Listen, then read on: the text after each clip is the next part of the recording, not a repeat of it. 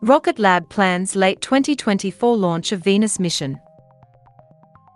Rocket Lab plans to launch a highly anticipated privately funded Venus trip in 2024, using its moon experience.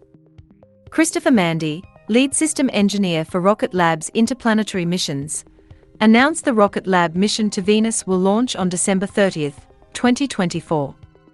The Venus Life Finder project will deploy a tiny spacecraft to Venus. The probe will separate and enter the planet's atmosphere with an autofluorescence nephelometer to identify organic chemicals in cloud droplets. Rocket Lab is working with MIT and others on the private-funded project. The mission was scheduled for May 2023, however the firm delayed it due to other priorities. The Venus mission is a nights and weekends project, Rocket Lab CEO Peter Beck remarked in April. "We keep putting it off, but we are working on it. The company is making good mission progress. We are getting various components from external vendors," he said, including NASA's Ames Research Center's Probe Thermal Protection System and Droplet Measurement Technology's main instrument.